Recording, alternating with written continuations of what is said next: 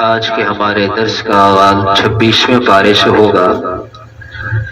26ویں پارے کی ابتدا میں ہی اللہ جل جلالہ نے سورہ احقاف کے شروع میں قرآن کریم کی حقانیت، توحید اور حشر کے دلائل اور مشرکین کے معبودان باطلہ کی مذمت بیان فرمائی ہے کہ یہ قرآن کریم اس اللہ جل شانہ کی طرف سے نازل کردہ ہے جو اللہ غالب اور حکمت والا ہے۔ کافر اور مشرک لوگ جن بتوں کی عبادت کرتے ہیں، آپ ان لوگوں سے پوچھیں کہ جن بتوں کی تم اللہ کے سوا عبادت کرتے ہو، جنہیں تم پکارتے ہو، ذرا مجھے دکھاؤ تو صحیح، ماذا خلقوا من الارض، انہوں نے زمین کی کون سی چیز بنائی ہے؟ دنیا میں جتنی بھی بنی ہوئی چیزیں ہیں ان تمام کا بنانے والا ایک اللہ ہے، بالواسطہ یا بلا واسطہ، ہر ایک چیز کا خالق اور ہر ایک چیز کو پیدا کرنے والا وہ صرف اللہ جل جلالہ ہی ہے۔ اللہ تعالیٰ نے قرآن کریم میں فرمایا وَالْخَيْلَ وَالْبِغَالَ وَالْحَمِيرَ لِتَرْكَبُوهَا وَزِينَةً، اللہ جل شانہ نے تمہاری سواری کے لیے، تمہارا بوجھ ایک جگہ سے دوسری جگہ لے جانے کے لیے بہت سے جانور بنا دیے، گھوڑے ہیں، خچر ہیں، جن پر تم وَتَحْمِلُ أَثْقَالَكُمْ إِلَى بَلَدٍ لَمْ تَكُونُوا بَالِغِيهِ إِلَّا بِشِقِّ الْأَنفُسِ، وہ تمہارے بوجھوں کو ایک شہر سے دوسرے شہر لے جاتے ہیں۔ پھر آگے فرمایا وَيَخْلُقُ مَا لَا تَعْلَمُونَ، پھر اللہ جل شانہ تمہاری ضروریات کے پیش نظر آئندہ زمانے میں ایسی ایسی چیزیں سواری کے طور پر وہ انہیں وجود بخشیں گے جنہیں تم ابھی تک جانتے بھی نہیں۔ اب آپ دیکھیں آج کی سواریاں، پہلے زمانوں میں ان کا تصور نہیں تھا، لیکن آج روز بروز نئی سے نئی گاڑیاں اور سواریاں اور بوجھ اٹھانے کے چیزیں، ایک جگہ سے دوسری جگہ منتقل کرنے کے آلات و اسباب، یہ سب کیا ہے؟ یہ انسان کی ذاتی اختراع نہیں ہے، یہ اس کی عقل کا کمال نہیں ہے، بلکہ اسے یہ ذہن دینے والے کا کمال ہے۔ تو اللہ جل شانہ اپنے بندے کو تنہا اور بے یار و مددگار نہیں چھوڑتے۔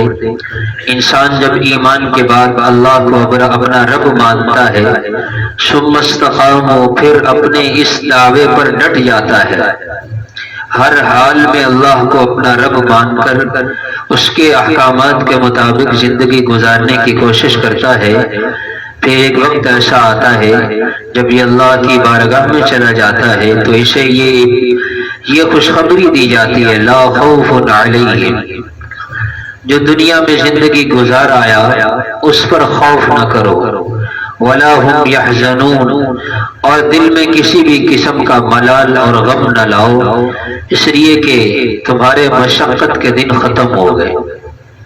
دنیا کی زندگی یہ مشقت سے بھری زندگی ہے۔ لقد خلقنا الانسان فی کبد، بنانے والا کہہ رہا ہے کہ میں نے اپنی مخلوق کو پر مشقت زندگی کے لیے بنایا ہے۔ جب یہ مشقت ختم ہوتی ہے تو پھر آخرت کی جو زندگی ہے لا فیہا غول، وہاں مشقت کا نام و نشان بھی نہیں ہوگا، حتیٰ کہ سر درد بھی نہیں ہوگا۔ لا فیہا غول ولا ہم عنہا ینزفون، سر درد سے بھی حفاظت، تھکاوٹ سے بھی حفاظت، جسم تھکے گا نہیں، کوئی پریشانی نہیں ہوگی۔ سب سے بڑا غم کیا ہے انسان کا؟ انسان جتنی بھی محنت کرے ایک دھڑکا اس کے دل میں ہر وقت لگا رہتا ہے، کیا وہ کیا ہے؟ موت کا ہے، کہ میں جتنا مرضی کما لوں آخر ایک نہ ایک دن اس دنیا سے جانا تو ہے۔ موت کا تو کوئی حل نہیں ہے، موت سے بچاؤ کی کوئی تدبیر نہیں ہے۔ اینما تکونوا یدرککم الموت ولو کنتم فی بروج مشیدہ، مضبوط قلعوں میں، محلات میں چھپ کے بیٹھ جاؤ، موت تو تمہیں وہاں بھی پالے گی۔ موت کے لیے کوئی رکاوٹ نہیں ہے، موت کا فرشتہ ہر جگہ پہنچتا ہے۔ تو یہ سب سے بڑی پریشانی ہے موت۔ تو قیامت کے دن یہ پریشانی میدان محشر میں پیشی ہوگی، اعمال کا حساب کتاب ہونے کے بعد موت کو حدیث میں آتا ہے ایک مینڈھے کی شکل میں لا کر اس کو ذبح کر دیا جائے گا کہ آج موت کو بھی موت آ گئی، اب موت نہیں ہوگی، اب ہمیشہ ہمیشہ کی زندگی ہوگی۔ اللہ قرآن میں فرماتے ہیں خالدین فیہا ابدا، خالدین فیہا ابدا، ہمیشہ رہیں گے۔ خالد کا معنی بھی ہمیشہ رہنا اور ابد کا معنی بھی ہمیشہ رہنا۔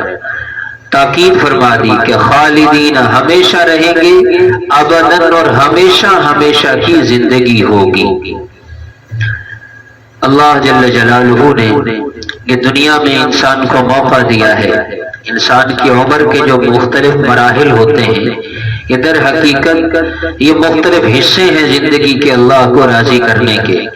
حضرت صدیق اکبر رضی اللہ تعالیٰ عنہ کے حالات ذکر فرمائے، اور یہ آیات مبارکہ 15ویں آیت ہے سورہ احقاف کی، یہ حضرت صدیق اکبر رضی اللہ تعالیٰ عنہ کی شان میں نازل ہوئی۔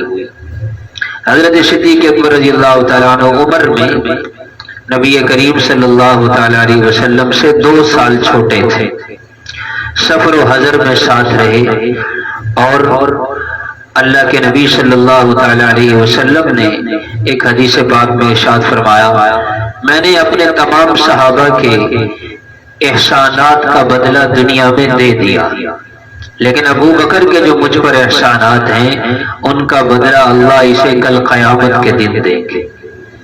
ایک حدیث میں فرمایا میرے ابو بکر کا ایمان اتنا وزنی اور قیمتی ہے، لو وزن ایمان ابی بکر ما ایمان امتی لرجح ایمان ابی بکر، کہ اگر ایک ترازو لگایا جائے اور اس ترازو کے ایک پلڑے میں میری امت کے تمام افراد کا ایمان رکھا جائے، جس میں اولیاء بھی ہیں، صلحاء بھی ہیں، نیک لوگ بھی ہیں، تمام امتیوں کا ایمان ایک پلڑے میں رکھ دیا جائے اور ترازو کے دوسرے پلڑے میں صرف ابو بکر کا ایمان رکھا جائے، لرجح ایمان ابی بکر، ابو بکر کے ایمان والا پلڑا بھاری ہو جائے گا۔ تفسیر مظہری میں لکھا ہے ایک مرتبہ آپ علیہ الصلوۃ والسلام جا رہے تھے، حضرت صدیق اکبر رضی اللہ تعالیٰ عنہ آگے سے گزرے، ان کے ساتھ حضرت ابو درداء رضی اللہ تعالیٰ عنہ بھی تھے۔ تو حضرت ابو درداء رضی اللہ تعالیٰ عنہ بھی معروف صحابی ہیں، وہ آگے چل رہے تھے، حضرت صدیق اکبر رضی اللہ تعالیٰ عنہ ان کے پیچھے چل رہے تھے۔ آپ علیہ السلام نے دور سے دیکھا تو حضرت ابو درداء رضی اللہ تعالیٰ عنہ کو آواز دے کر فرمایا اے ابو درداء کس کے آگے چل رہے ہو، کس کے آگے چل رہے ہو؟ تم اس شخص کے آگے چل رہے ہو جو دنیا اور آخرت میں ہر حال میں تم سے فائق ہے، دنیا میں بھی یہ اللہ کے نزدیک تم سے فائق ہے، تم سے اس کا درجہ زیادہ ہے، اور آخرت میں بھی تم تمام سے اس کا درجہ زیادہ ہوگا۔ ایک حدیث میں آتا ہے آپ علیہ السلام نے فرمایا حضرت صدیق اکبر رضی اللہ تعالیٰ عنہ جب جنت میں داخل ہوں گے، جنت کے 8 دروازے ان کو پکاریں گے کہ آپ ہم سے گزر کر جنت میں داخل ہوں تاکہ ہمیں یہ اعزاز حاصل ہو جاوے۔ حضرت صدیق اکبر رضی اللہ تعالیٰ عنہ یہ وہ صحابی رسول ہیں جنہیں بہت سی امتیازی خصوصیات حاصل ہیں، ان میں سے ایک اہم خصوصیت یہ ہے کہ نبی کے مصلی پر امتیوں میں سے جو سب سے پہلا امتی کھڑا ہوا وہ سیدنا صدیق اکبر رضی اللہ تعالیٰ عنہ تھے۔ آپ علیہ السلام کے مصلی پر آپ کے بعد سب سے پہلے کون کھڑے ہوئے؟ حضرت صدیق اکبر رضی اللہ تعالیٰ عنہ۔ اور جب آپ مرض الوفات میں تھے 17 نمازیں، اور حضرت صدیق اکبر رضی اللہ تعالیٰ عنہ کو آپ علیہ السلام نے حکم دیا کہ وہ نماز پڑھائیں۔ امی عائشہ فرماتی ہیں کہ آپ علیہ السلام پر نقاہت تھی اور بیماری کی شدت تھی۔ آپ علیہ السلام کو جب تھوڑا سا افاقہ ہوا تو آپ نے فرمایا مرو ابا بکر فلیصلی بالناس، بخاری شریف میں یہ روایت آتی ہے کہ ابو بکر سے کہو لوگوں کو نماز پڑھائے۔ یہ پہلا موقع تھا کہ ایک غیر نبی نبی کے مصلی پہ کھڑا ہوگا۔ تو امی عائشہ فرماتی ہے مجھے پتا تھا میرے والد بڑے رقیق القلب ہیں، نرم دل ہیں، تو وہ اس بات کا حوصلہ نہیں کر سکیں گے، تو میں نے ان سے عرض کیا کہ یا رسول اللہ اگر آپ کی اجازت ہو تو حضرت عمر بھی موجود ہیں، اور چونکہ مضبوط دل والے ہیں تو اگر آپ کی اجازت ہو حضرت عمر کو کہہ دیں۔ وہ ہیں بھی، حضرت ابو بکر تھے بھی پچھلی صفوں میں، حضرت عمر اگلی صفوں میں تھے کہ نماز ہی پڑھانی ہے تو حضرت عمر آگے بڑھ کے پڑھا دیتے ہیں۔ تو آپ علیہ الصلوۃ والسلام نے سخت لہجے سے ارشاد فرمایا جو میں کہہ رہا ہوں وہ کرو، مرو ابا بکر، اور کوئی نہیں میرے مصلی پہ کھڑا ہوگا، ابو بکر کھڑا ہوگا۔ یہ میرا فیصلہ نہیں، یہ اللہ کا فیصلہ ہے۔ تو حضرت علی رضی اللہ تعالیٰ عنہ سے کسی نے پوچھا حضرت صدیق اکبر رضی اللہ تعالیٰ عنہ کی خلافت کے بارے میں، فرمایا کہ جنہیں نبی کریم صلی اللہ علیہ وسلم نے امامت صغریٰ کا مستحق قرار دیا، ہم نے انہیں امامت کبریٰ کا مستحق سمجھا ہے۔ یہ جو مصلی ہے یہ چھوٹی امامت ہے، اور لوگوں پر رعایا پر امیر بننا وہ بڑی امامت ہے۔ فرمایا جو ہمارے امامت صغریٰ کے اہل ہیں وہی ہماری امامت کبریٰ کے اہل ہیں۔ اللہ کے نبی صلی اللہ علیہ وسلم نے کہ مسجد نبوی میں بہت سے صحابہ کرام ایسے تھے جن کے گھروں کے دروازے مسجد نبوی میں کی طرف کھلتے تھے، وہ گھر سے نکلتے تھے اور مسجد میں داخل ہو جاتے۔ اللہ ہم سب کو حرمین شریفین بار بار لے جائیں۔ تو جو پرانی مسجد نبوی ہے وہ اس کا احاطہ تھوڑا ہے، تو سب کے دروازے بعض صحابہ کرام کے، حضرت عمر بھی تھے، حضرت علی بھی تھے، ان کے مسجد کے طرف ان کے گھر کے دروازے کھلتے تھے۔ آپ نے وفات سے کچھ عرصہ قبل فرمایا کہ جتنے لوگوں کے دروازے، گھروں کے دروازے مسجد کی طرف کھل رہے ہیں سب بند کر دو، الا خوخۃ ابی بکر، سوائے ابو بکر کے، ان کے گھر کا دروازہ کھلا رہے، باقی سب دروازے بند ہو گئے۔ آج بھی مسجد نبوی میں جہاں حضرت صدیق اکبر رضی اللہ تعالیٰ عنہ کے گھر کا دروازہ تھا اس کے اوپر آج بھی لکھا ہوا ہے، اس جگہ پر وہاں ابھی بھی دروازہ ہے، لکھا ہوا ہے ہذہ خوخۃ ابی بکر، ہذہ خوخۃ ابی بکر، یہ وہ دروازہ ہے جسے حضرت صدیق اکبر رضی اللہ تعالیٰ عنہ کے گھر کا وہ دروازہ جسے آپ علیہ الصلوۃ والسلام نے کھلا رہنے کا حکم دیا، اور وہ آج تک کھلا ہے، باقی سارے دروازے بند کر دیے گئے۔ تو بے شمار فضائل ہیں سیدنا صدیق اکبر رضی اللہ تعالیٰ عنہ کے، اللہ تعالیٰ نے ان کی شان بیان فرمائی، حتی اذا بلغ اشدہ وبلغ 40 سنہ، کہ جب ان کی عمر 40 سال کو پہنچی تو انہوں نے ایک دعا کی اللہ تعالیٰ سے، وہ دعا حضرت صدیق اکبر رضی اللہ تعالیٰ عنہ نے ایسے اخلاص کے ساتھ اور صدق کے دل سے مانگی، اللہ نے اس دعا کو قرآن کریم کا حصہ بنا دیا۔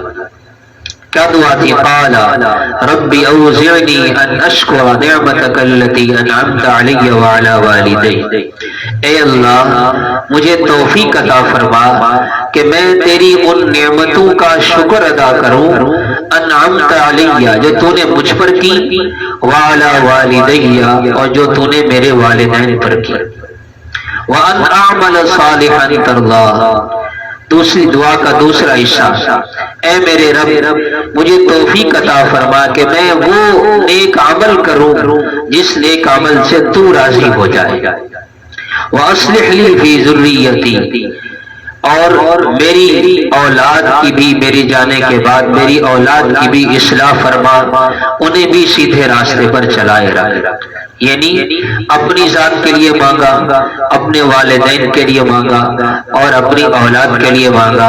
فرمایا انی تبت الیک وانی من المسلمین، میں اپنے تمام گناہوں کی تجھ سے معافی مانگتا ہوں، توبہ کرتا ہوں، اور میں تجھے گواہ بنا کے کہتا ہوں انی من المسلمین، کہ میں مسلمانوں میں سے۔ تو یہ حکم تو، یہ دعا تو ہے حضرت سیدنا صدیق اکبر رضی اللہ تعالیٰ عنہ کی، لیکن اس میں در حقیقت پیغام ہے پوری امت کے لیے۔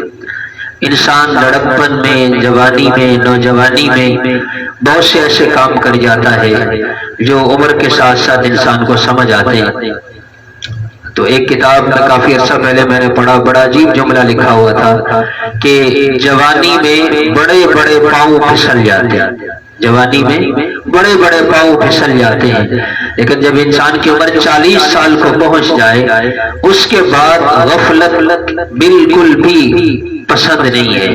قاسم بن عبد الرحمن وہ فرماتے ہیں میں نے مسروق رحمت اللہ علیہ تابعی ہیں، میں نے ان سے پوچھا متى يؤخذ الرجل بذنوبه، کہ آدمی اپنے گناہوں کی وجہ سے کب اللہ کی پکڑ میں آتا ہے؟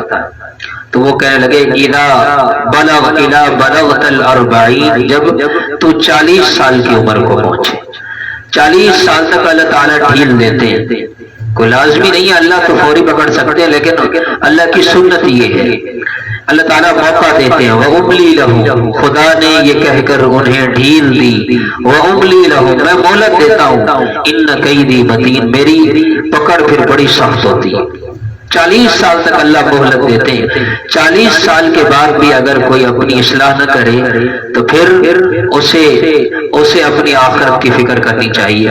حضرت ابن عباس رضی اللہ تعالی عنہما فرماتے ہیں من اتا علیہ 40 سنۃ، جس شخص کی عمر 40 سال ہو گئی، فلم یغلب خیرہ شرہ، اس کی زندگی میں خیر اس کے شر پر غالب نہ آئے۔ زندگی میں کیا ہے؟ برائیاں ہی برائیاں ہیں۔ 40 سال کے بعد اگر برائیاں کم نہ ہوں، نیکیوں میں اضافہ نہ ہو، ایسا آدمی فَلْيَتَجَهَّزْ إِلَى النَّارِ، اسے جہنم کی تیاری کر لینی چاہیے۔ 40 سال کے بعد بھی اگر عمر کے اس حصے میں پہنچ کر بھی انسانی زندگی میں تبدیلی نہیں ہے تو حضرت عبداللہ ابن عباس کیا فرماتے ہیں پھر وہ آدمی کس کی تیاری کرے؟ جہنم کی تیاری کرے۔ اور کتنا جینا ہے اور کب موقع آئے گا؟ تو اس لیے میں اور ہم میں سے ہر ایک کی یہ ضرورت ہے کہ ہماری آخرت بنے، ہماری دنیا بھی بنے، آخرت بھی بنے۔ اور اللہ دنیا اور آخرت بناتے ہیں اللہ جل جلالہ نیکی کرنے سے، اعمال کرنے سے، اللہ کو راضی کرنے سے، اللہ کے محبوب صلی اللہ علیہ وسلم کو راضی کرنے سے، تب جا کر کے انسان کی دنیا بھی بنتی ہے اور آخرت بھی بنتی ہے۔ اس لیے جب انسان رفتہ رفتہ عمر کے اس حصے کو پہنچ جائے تو پھر اسے بہت ساری چیزیں ایسی ہیں جسے انہیں چھوڑ دینا چاہیے، پھر آخرت کی تیاری کرنی چاہیے۔ پھر تو وہ جو شناختی کارڈ بنانے والے ہیں جب عمر کے اس حصے میں پہنچتا ہے وہ بھی کیا لکھ دیتے ہیں؟ تا حیات، جی تا حیات لکھ کر ہر وقت اس کی جیب میں ہوتا ہے۔ کیا ہے یہ؟ اللہ کی طرح انسان اگر جہاں میں ہے عبرت کے ہر سو نمونے، مگر تجھ کو اندھا کیا رنگوں نے، انسان اگر چاہے تو پھر ہر چیز میں اسے کیا ملتی ہے؟ نصیحت ملتی ہے، ہر چیز میں نصیحت ملتی ہے۔ تو یہ تا حیات جو میری جیب میں ہے، آئی ڈی کارڈ، شناختی کارڈ، اس پہ کیا لکھا ہوا ہے؟ مثلا تا حیات۔ تو اب تو دنیا والے بھی کہہ رہے ہیں کہ بھائی بس کرو، اب تو تیری رخصت کا وقت قریب آ گیا۔ اس لیے تو قرآن میں فرمایا فَقَدْ جَاءَكُمْ بَشِيرٌ وَنَذِيرٌ، تمہارے پاس خوشخبری دینے والا بھی آیا، تمہارے پاس ڈرانے والا بھی آیا۔ بشیر و نذیر کا ایک مصداق تو ہے نبی کریم صلی اللہ تعالی علیہ وسلم، اِنَّا أَرْسَلْنَاكَ شَاهِدًا وَمُبَشِّرًا وَنَذِيرًا۔ مفسرین نے اس میں بعض اور احتمالات بھی لکھے ہیں کہ بشیر اور نذیر، ڈرانے والا، اس سے مراد داڑھی اور سر میں آنے والے سفید بال بھی، یہ سفید بال بھی ڈرا رہا ہے کہ اب وقت رخصت قریب ہے۔ اور فرمایا پوتا پوتیاں، پوتا یہ جب پیدا ہو جائے تو دادا کو آخرت کی تیاری کر لینی چاہیے۔ کیا مطلب اب نسل آگے چل چکی ہے، اب تجھ سے آگے بیٹا تھا، بیٹے کا بیٹا ہو گیا، اب اور کتنا جینا ہے۔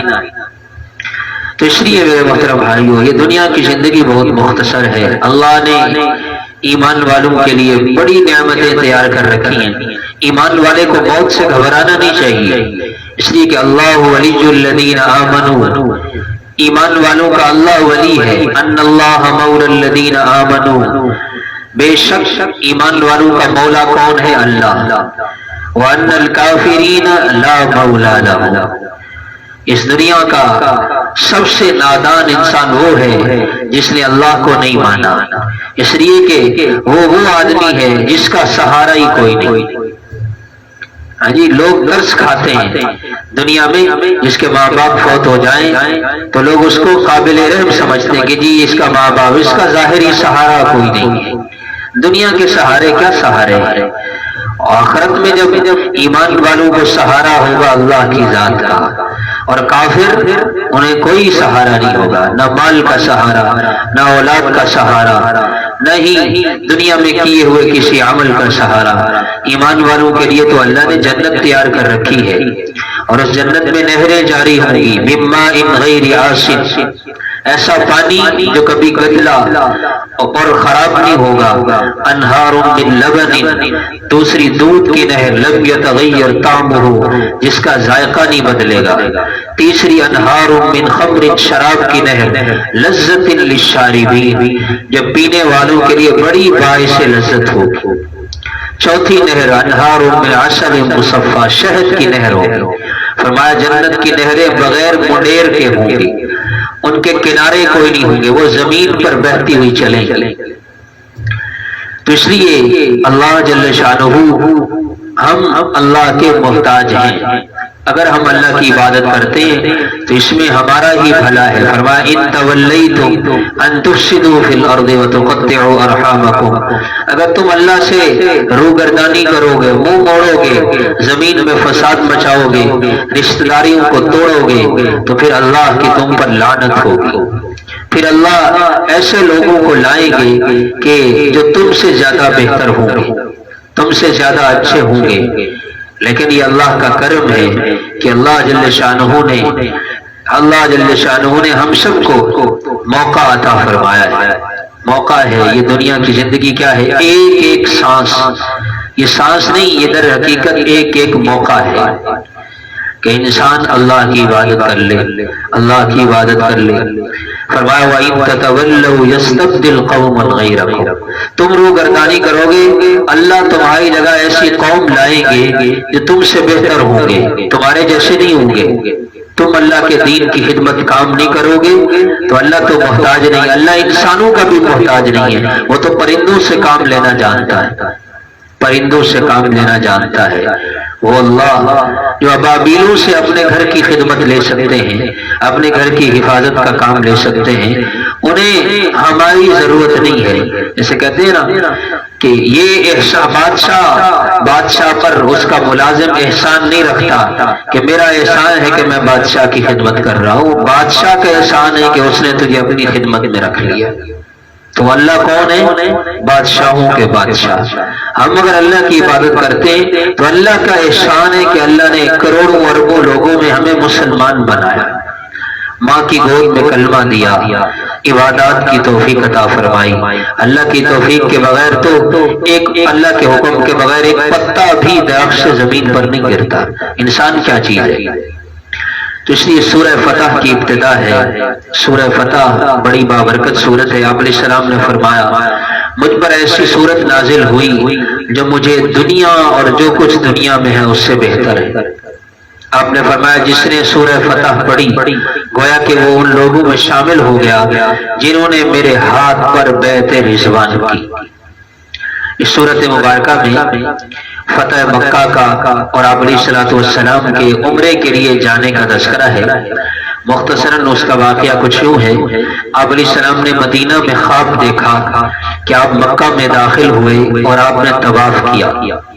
آپ نے اپنا یہ خواب صحابہ کرام کے سامنے بیان فرمایا، صحابہ بڑے خوش ہوئے اور عمرے کی تیاری باندھ لی۔ ذوالقعدہ سن 6 ہجری میں 1400 صحابہ کو لے کر آپ علیہ السلام روانہ ہوئے۔ راستے میں بشر بن سفیان نے اطلاع دی کہ مکہ والوں کو پتہ چلا کہ آپ عمرے کے لیے جا رہے ہیں، وہ تو آپ سے جنگ کی تیاری کر رہے ہیں۔ آپ علیہ السلام نے حدیبیہ کے مقام پر ٹھہر کر حضرت عثمان رضی اللہ تعالیٰ عنہ کو اپنا سفیر اور قاصد بنا کر کے بھیجا کہ ان سے جا کر کے بات کریں کہ ہمارا ارادہ جنگ کرنے کا نہیں ہے، ہم تو صرف عمرے کی نیت سے آ رہے ہیں۔ حضرت عثمان غنی وہاں پہنچے، افواہ پھیلا دی گئی کہ حضرت عثمان غنی رضی اللہ تعالیٰ عنہ کو شہید کر دیا گیا، اور اسی موقع پر ایک واقعہ یہ پیش آیا کہ کفار مکہ نے حضرت عثمان سے کہا کہ یہ ہماری غیرت کا مسئلہ ہے، ہم اس سال آپ کو عمرہ نہیں کرنے دیں گے، اس سال آپ چلے جائیں کیونکہ ہم نے جنگ کی تیاری کی ہے، اگر ہم بیٹھتے ہیں تو لوگ ہمیں تانا دیں گے کہ تم ڈر گئے، لہٰذا اگلے سال آؤ اور تلواریں نیام میں ہوں، پھر آ کر آپ یہاں پر عمرہ کی ادائیگی کر سکتے ہیں۔ ہاں چونکہ آپ آئے ہوئے ہیں، آپ ہمارے لیے معزز ہیں، آپ طواف اور عمرہ کرنا چاہیں تو کر لیں۔ حضرت عثمان نے فرمایا نہیں، میں اپنے محبوب کے بغیر عمرہ نہیں کروں گا، واپس چلے گئے۔ ان کے پہنچنے سے پہلے افواہ پھیلی کہ انہیں شہید کر دیا گیا۔ آپ علیہ الصلوۃ والسلام کو بڑا صدمہ ہوا، آپ نے صحابہ کرام کو 1400 صحابہ کرام جو ساتھ تھے انہیں آپ نے ایک درخت کے نیچے جمع فرمایا، اور آپ نے ان سے حضرت عثمان کے قصاص پر بیعت لی کہ میرے ہاتھ پر ہاتھ رکھو کہ عثمان کا قصاص لیے بغیر ہم یہاں سے واپس نہیں جائیں گے۔ چنانچہ صحابہ کرام نے آپ علیہ السلام کے ہاتھ پر بیعت کی۔ اللہ کو یہ عمل اتنا پسند آیا، اللہ نے قرآن میں فرمایا ان الذین یبایعونک انما یبایعون اللہ، اے محبوب یہ آپ کے ہاتھ پر جو بیعت کر رہے ہیں یہ در حقیقت اللہ سے بیعت کر رہے ہیں۔ آپ نے اپنا ہاتھ رکھا، تمام صحابہ نے اپنا ہاتھ رکھا، اللہ کی شان ہے۔ اللہ کے نبی صلی اللہ علیہ وسلم نے پھر ان تمام صحابہ کے ہاتھوں کے اوپر اپنا دوسرا ہاتھ رکھا، فرمایا کہ یہ میرا دوسرا ہاتھ میرے عثمان کی طرف سے، کہ میرا عثمان اس بیعت میں شامل نہیں ہے، ایک ہاتھ میں نے رکھا ہے اپنی طرف سے، ایک ہاتھ میں نے رکھا ہے عثمان کی طرف سے۔ اللہ کو یہ ادا اتنی پسند آئی، اللہ نے فرمایا ید اللہ فوق ایدیہم، اللہ کا ہاتھ تم سب کے ہاتھوں کے اوپر ہے۔ آپ علیہ الصلوۃ والسلام نے بیعت لے لی کہ عثمان کا قصاص یہ بغیر نہیں جائیں گے۔ اللہ نے اعلان فرما دیا لقد رضی اللہ عن المؤمنین، اللہ ان ایمان والوں سے راضی ہو گئے جنہوں نے اس درخت کے نیچے آپ کے ہاتھ پر بیعت کی۔ آپ گھبرائیں نہیں، ان قریب اللہ آپ کو فتح عطا فرمائیں گے۔ آپ علیہ الصلوۃ والسلام، یہاں ایک نقطہ آپ کی خدمت میں عرض کرتا جاؤں، یہ بات بالکل یہاں سے سمجھ آتی ہے کہ عالم الغیب ذات صرف کس کی ہے؟ اللہ جل شانہ کی ہے۔ اگر آپ عالم الغیب ہوتے اور آپ کو پتا ہوتا کہ حضرت عثمان زندہ ہے، پھر یہ بیعت لینے کا کیا مقصد تھا؟ پھر نعوذ باللہ اللہ کے نبی کو پتا بھی ہے کہ حضرت عثمان زندہ ہے اور آپ پھر بھی صحابہ سے موت کی بیعت لے رہے ہیں۔ معلوم ہوا کہ علم غیب صرف کس کے پاس ہے؟ اللہ کے پاس ہے، ورنہ اللہ کے نبی کے بارے میں ایسا گمان رکھنا بھی دائرہ اسلام سے نکلنا ہے کہ اللہ کے نبی کو پتہ بھی ہے اور پھر بھی کیا لے رہے ہیں؟ بیعت لے رہے ہیں۔ پھر یہ سچی بیعت تو نہ ہوئی، حالانکہ اللہ کے نبی صلی اللہ علیہ وسلم سے سچا کوئی نہیں۔ تو اللہ نے وعدہ فرما دیا کہ آپ چلے جائیں، ان قریب میں آپ کو فتح عطا کروں گا۔ آپ نے صحابہ کرام سے فرمایا، حضرت ابو بکر بھی تھے، حضرت عمر بھی تھے، کہ ابھی واپس چلیں، اگلے سال واپس آئیں گے۔ تو کافروں کی طرف سے سہیل نامی ایک شخص، سہیل بن عمر، وہ آیا اور اس نے آ کر آپ علیہ السلام سے 10 سال تک کا معاہدہ کیا، اور معاہدے میں جسے صلح حدیبیہ کی شرائط کہا جاتا ہے، تو مختلف شرائط تھی، جن میں بنیادی شرط یہ تھی کہ اگر مدینہ کا کوئی آدمی وہ ایمان چھوڑ کر مکہ میں کفار کے پاس واپس جائے گا تو کافر اس کو واپس مدینہ بھیجنے کے پابند نہیں ہوں گے، بس وہ آپ کو چھوڑ کر آ گیا، ہم اسے واپس نہیں کریں گے۔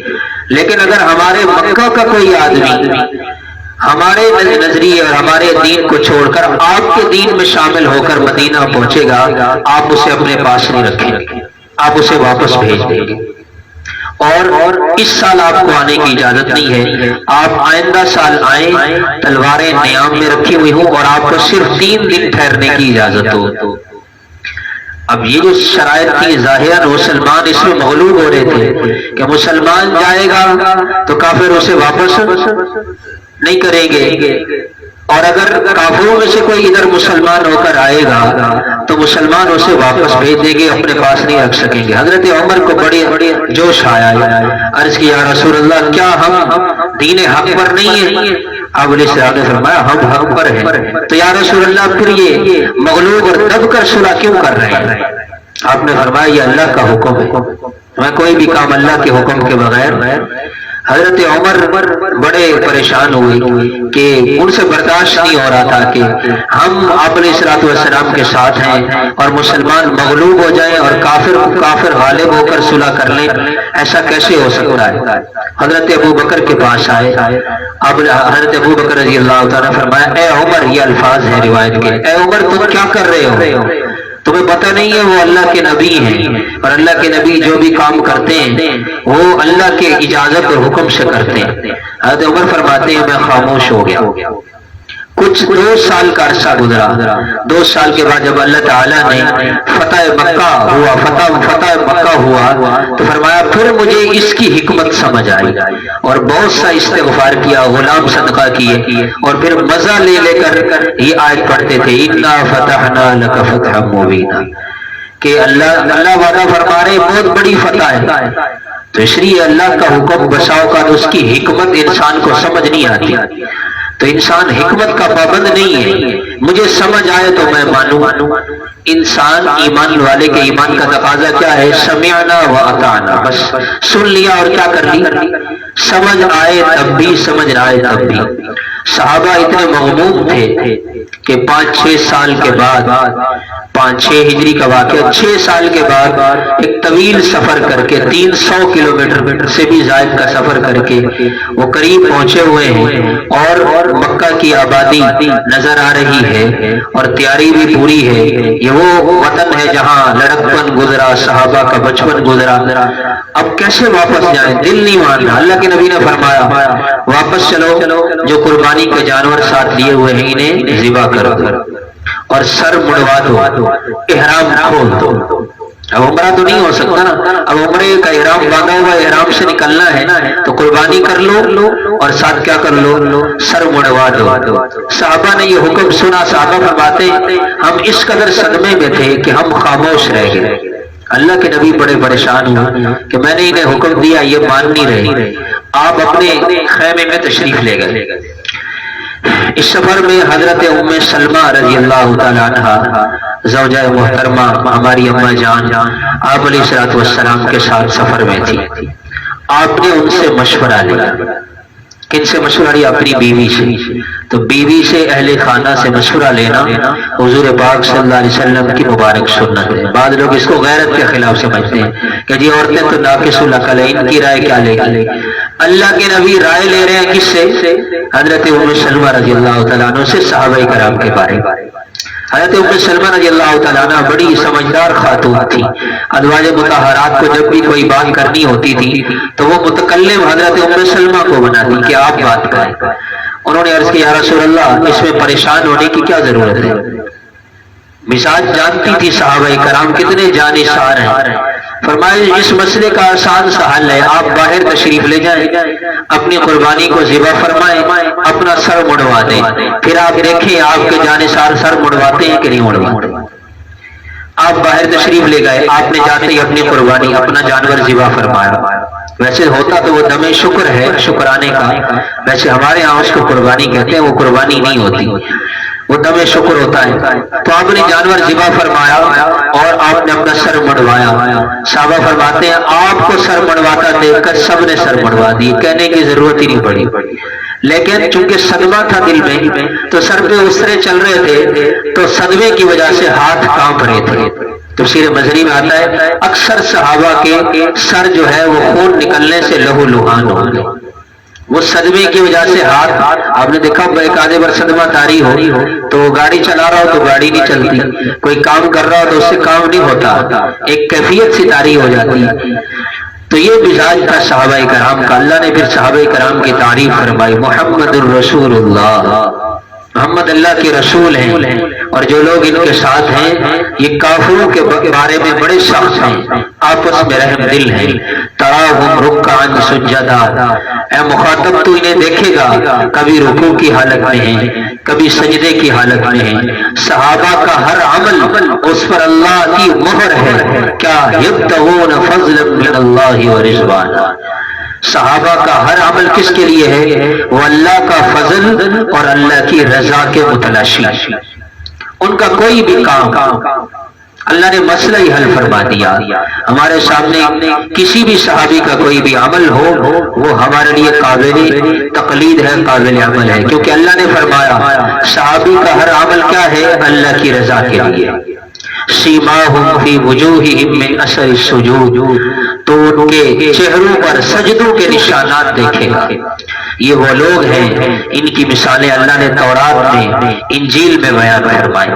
فرمایا یہ میرے محبوب کی وہ جماعت ہے کزرع، کہ جیسے ایک کھیتی ہوتی، کھیتی کرنے والا کسان ہوتا ہے، وہ بیج ڈالتا ہے، اخرج شطأہ فآزرہ، پھر وہ بیج سوئی کی شکل میں وہ کوپل نکلتی ہے زمین سے، بڑی باریک ہوتی ہے، ہوتے ہوتے فاستغلظ، پھر وہ کیا ہو جاتی ہے؟ اتنی موٹی ہو جاتی ہے، ہوتے ہوتے پھر وہ موٹے تنے کی شکل میں ہو جاتی ہے. فاستوى على سوقه، پھر وہ اپنے پاؤں پر، اپنے تنے پر وہ درخت کھڑا ہوتا ہے. وہ جو اتنا سا بیج تھا آج گھنا درخت بن کر لوگوں کو فائدہ دے رہا ہے. جب وہ بیج ڈالنے والا اس درخت کو، اپنی محنت کو دیکھتا ہے، یعجب الزراع، تو وہ ایک کسان کو، بیج ڈالنے والے کو بڑا اچھا لگتا ہے کہ یار میری محنت کیا ہو گئی، میری محنت کارآمد ہو گئی. تو یہ جو صحابہ کرام شروع میں بڑے تھوڑے تھے، کمزور تھے، آج جب مکہ فتح ہوا، حجۃ الوداع کا موقع آیا، 1.25 لاکھ صحابہ کرام آپ کے ساتھ تھے. تو میرے محبوب کی یہ کھیتی ہے جو آج تیار ہو چکی ہے. لیغیظ بہم الکفار، فرمایا میرے محبوب کی اس کھیتی، اس فصل کو دیکھ کر کافر دل ہی دل میں گھٹ جاتے ہیں. ان کو پتا ہے کہ اب اللہ کے نبی صلی اللہ علیہ وسلم کو اللہ نے وہ جماعت عطا فرمائی ہے جو ان کے دین کو کبھی مٹنے نہیں دیں گے. اور صحابہ پھیلے، آپ کے پاکستان میں پنجگور میں 5 صحابہ کرام کی قبریں، تو صحابہ کرام پوری دنیا میں پھیلے ہیں. سندھ میں ایک صحابی کی قبر ہے، تو صحابہ پورے دین کو لے کر پوری دنیا میں پھیلے. تو اس لیے میرے محترم بھائیوں اور بزرگوں، صحابہ کرام ہمارے لیے معیار ایمان ہیں، معیار ایمان ہے. ان کی زندگی کو اللہ نے ایمان کے لیے معیار بنایا ہے. صحابہ کی محبت ہمارے ایمان کا حصہ ہے. ایک آدمی کا جنازہ آپ علیہ السلام کے پاس لایا گیا. آپ علیہ السلام نے فرمایا کہ اس کا جنازہ لے جاؤ، اس کی میت لے جاؤ، میں اس کی نماز جنازہ نہیں پڑھاتا، اس لیے کہ یہ اپنے دل میں میرے عثمان کے بارے میں بغض رکھتا تھا. سندھ کا ایک واقعہ ہے، ایک آدمی نے ایک شخص کو قتل کیا. ایک شخص نے علل اعلان سیدنا صدیق اکبر رضی اللہ تعالیٰ عنہ اور حضرت عمر رضی اللہ تعالیٰ عنہ، امی عائشہ رضی اللہ تعالیٰ عنہ، ان کی شان میں گستاخی کی. روافض میں سے کوئی تھا. تو ایک آدمی کو غیرت آئی، اس نے اس کو قتل کر دیا. مقدمہ چلا، جج کے سامنے اس کی پیشی ہوئی. سچا واقعہ ہے. تو جس رات اگلے دن صبح پیشی ہونا تھی، تو رات کو اسے خواب میں نبی کریم صلی اللہ علیہ وسلم کی زیارت ہوئی. تو آپ علیہ السلام نے اس سے فرمایا کہ کل تو نے جج کے سامنے پیش ہونا ہے، تو جج تجھ سے پوچھے گا کہ تو نے فلاں آدمی کو کیوں قتل کیا، تو تو کہتا کہ جی تو نے کہنا ہے کہ میں نے کسی انسان کو تھوڑی قتل کیا ہے، میں نے تو خنزیر کو قتل کیا. جج کے سامنے پیشی ہوئی، اس نے کہا کہ جی تو نے فلاں آدمی کا قتل کیا ہے. اسے جج بسا اوقات سوال کرتے کہ تو نے فلاں کو قتل کیا، اسے کہا جی میں نے، مجھے سزا کیوں دی جا رہی ہے، میں نے تو خنزیر کو مارنا ہے، خنزیر کو مارنا تو کوئی جرم نہیں ہے، انسان کو قتل کرتا تب میرا جرم تھا. تو انہوں نے کہا تو کیسے کہہ رہا ہے، وہ دنیا میں فلاں قبیلے علاقے کا آدمی ہے. اس نے کہا جی مجھے اللہ کے سچے نبی کی سچی خبر ہے، آپ جائیں اور جا کر اس کی قبر کھود کے دیکھ لیں. اگر انسان ہو تو میں جرمدار ہوں، اگر خنزیر ہو تو میرا مقدمہ ختم. اہل علاقہ جمع ہوا، انہوں نے کہا جی اس نے اتنا بڑا دعویٰ کیا تو کھول کے دیکھ لیتے ہیں. کھول کے دیکھا انسان نہیں، خنزیر دفن کیا ہوا. تو اللہ کے نبی صلی اللہ علیہ وسلم نے فرمایا اللہ اللہ فی اصحابی. ہم خطبے میں پڑھتے ہیں، یہ روایت پڑھ جاتی ہے. اللہ کا کیا مطلب ہوتا ہے؟ ای اتق اللہ، اتق اللہ، لوگوں اللہ سے ڈرو. لوگوں اللہ سے ڈرو، فی اصحابی میرے صحابہ کے بارے میں، لا تتخذوهم من بعدی غرضا، میرے جانے کے بعد میرے صحابہ کو تنقید کا نشانہ مت بنانا، من احبہم فبحبی احبہم، جس نے ان سے محبت کی اس نے میری محبت کی وجہ سے ان سے محبت کی، ومن ابغضہم فببغضی ابغضہم، اور جس نے ان سے بغض رکھا انہوں نے میرے بغض کی وجہ سے ان سے بغض رکھا۔ یہ روایت عام خطبوں میں پڑھی جاتی ہے۔ ایک روایت میں آپ علیہ السلام نے فرمایا، اے لوگوں، ابو بکر کے معاملے میں میری وجہ سے ابو بکر کے ساتھ نرمی کیا کرو، کیونکہ ابو بکر کی نسبت کس کے ساتھ ہے؟ میرے ساتھ، وہ میرا دوست ہے۔ کس کا دوست ہے؟ میرا دوست۔ اللہ نے قیامت تک کے لیے لقب دے دیا۔ صدیق کا ایک معنی سچا بھی ہے اور صدیق کا ایک معنی دوست بھی ہے۔ تو حضرت صدیق اکبر رضی اللہ تعالیٰ عنہ اور جتنے بھی خلفائے راشدین ہیں، جتنے بھی صحابہ کرام ہیں، وہ سب ہمارا عقیدہ اور نظریہ اہل سنت والجماعت کا یہی ہے، کل وعد اللہ الحسنى، ہر ایک کو اللہ نے معاف فرما دیا۔ اس لیے یہ جو لوگ نعرہ لگاتے ہیں پنج تن پاک کا نعرہ، ان لوگوں کو کم از کم سوچنا چاہیے کہ کتنی بڑی غلطی ہے۔ پنج تن پاک کا کیا مطلب ہوتا ہے؟ کہ پانچ تن پاک، یہی ہے نا مطلب۔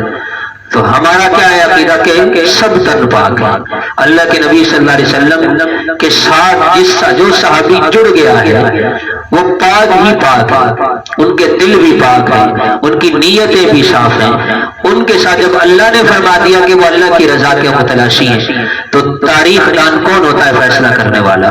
بہت سے تاریخ دان گزرے ہیں جنہوں نے صحابہ کرام کے بارے میں بڑی عجیب عجیب باتیں لکھی ہیں۔ ہمارے قریب زمانے میں بعض ساتھی کہتے ہیں نام نہیں لینا چاہیے، لیکن بتلانا ضروری ہے، ہمارے علم میں ہونا چاہیے کہ قریب زمانے میں گزرے ہیں مولانا مودودی رحمۃ اللہ علیہ۔ انہوں نے ایک کتاب لکھی ہے خلافت و ملوکیت، اس میں انہوں نے صحابہ کرام کے بارے میں بڑی نازیبہ گفتگو کی ہے۔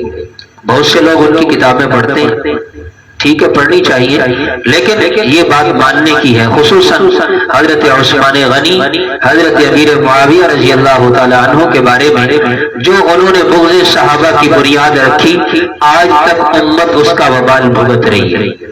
یہ محمد علی مرزا ہے، آج کل کا فتنہ ہے، تو وہ در حقیقت وہی نظریات آگے چل رہے ہیں۔ اسی طرح مولانا اسحاق گزرے ہیں قریب زمانے میں، آپ حضرات نے بھی بعض ان کی ویڈیوز دیکھی ہوں گی، یہاں سے ان کی سفید سی داڑھی ہے، اور وہ بھی حضرات صحابہ کرام کے بارے میں عجیب عجیب باتیں کر گئے۔ تو محمد علی مرزا انہی کے نظریات کو آگے چلا رہا ہے۔ تو اس لیے حضرات صحابہ کرام کو اگر سمجھنا ہے تو کس سے سمجھنا ہے؟ قرآن سے سمجھنا ہے۔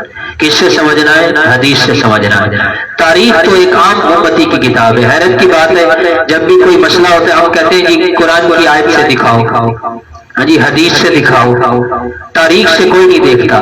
صحابہ کو سمجھنا ہوتا ہے سب سے پہلے تاریخ کی کتاب لے آتے ہیں، اور ہمارے لیے سب سے پہلے کیا ہے؟ قرآن ہے، اللہ کے نبی کا فرمان ہے۔ اب اللہ فرما رہے ہیں کل میں نے سب کو معاف کر دیا۔ آپ قرآن کی کسی آیت میں بتا سکتے ہیں ایسا ہے کہ رضی اللہ عن ابی بکر الصدیق، کہ اللہ ابو بکر صدیق سے راضی ہے؟ رضی اللہ عن عمر، اللہ عمر سے راضی ہو گیا؟ نہیں۔ رضی اللہ عن عثمان، رضی اللہ عن علی، اللہ تعالیٰ نے پابند، اللہ نے کیا فرمایا؟ رضی اللہ عنہم، میں ان سب سے راضی ہو گیا۔